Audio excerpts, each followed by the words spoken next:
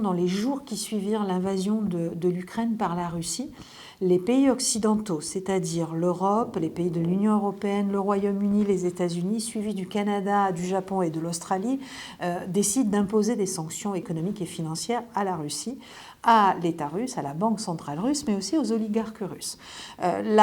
Qu'est-ce qu'il y a d'intéressant et de nouveau dans ces sanctions? C'est déjà l'union et la détermination et la rapidité avec laquelle les Occidentaux imposent ces sanctions. C'est tellement nouveau que ça a très fortement surpris à la fois Vladimir Poutine, mais aussi très probablement les autorités chinoises et le reste du monde. Donc ça, c'est un élément très clair. Qu'y a-t-il dans ces sanctions?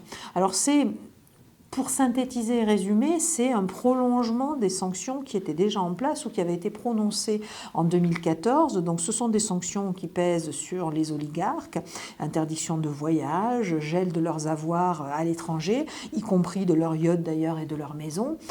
Et puis ce sont également des sanctions sur, et ça c'est assez nouveau, sont des sanctions sur, au-delà des avoirs des oligarques, sur les avoirs de la Banque centrale, puisqu'on a gelé tous les avoirs de la Banque centrale, et qu'on a accentué un petit peu les sanctions qui avaient été prononcées en 2014. En particulier, on est allé sanctionner, interdire, faire un embargo sur les exportations de technologies qui peuvent être utiles dans le domaine de l'aéronautique ou de la défense pour éviter toute prolifération ou pour empêcher, pour limiter la possibilité de tenir dans le conflit de Vladimir Poutine.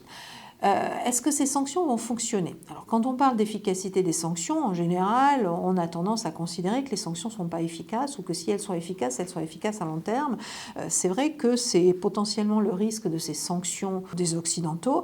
Ce qui est à noter malgré tout, c'est que ces sanctions tapent très très fort, en particulier le gel des avoirs de la Banque centrale.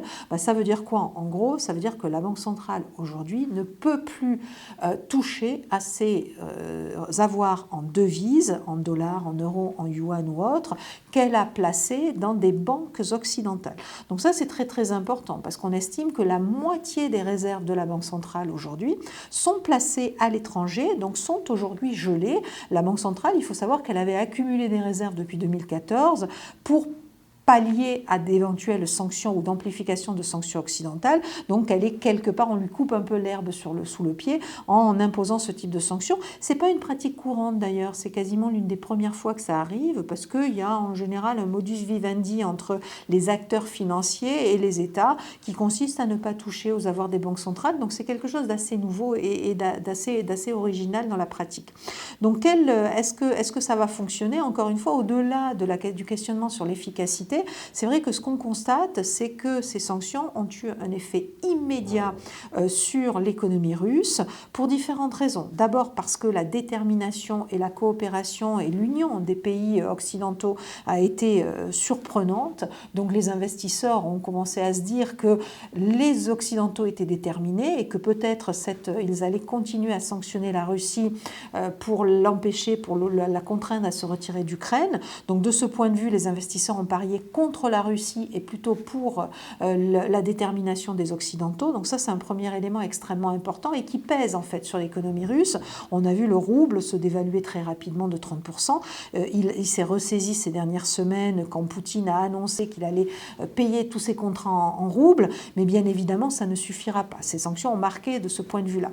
Ce qui est certain aussi, et ça, c'est peut-être une découverte parce il y a des organismes statistiques qui ont creusé un petit peu plus l'impact des sanctions de 2014. Ce qui est certain, c'est que les sanctions de 2014 marquent encore l'économie russe.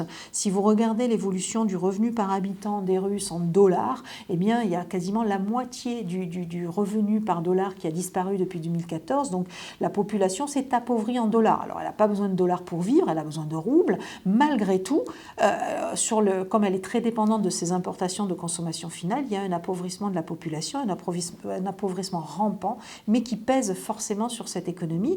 Et puis les risques qu'on anticipe, c'est la difficulté d'accès soit des entreprises et des acteurs privés, soit de l'État à des devises. Or, étant très dépendant du commerce international pour les exportations ou les importations, cet accès difficile aux devises internationales va être problématique à un moment donné et peut entraîner des défauts. Un défaut de l'État russe à court ou moyen terme ou un défaut d'entreprise, et des défauts d'entreprise en cascade, ça peut entraîner des doutes de la part des investisseurs qui ne vont plus investir en Russie et puis des effets boule de neige en réalité. La question qui se pose, c'est dans quelle mesure la Chine sera-t-elle déterminée à accompagner la Russie dans ses difficultés ou pas.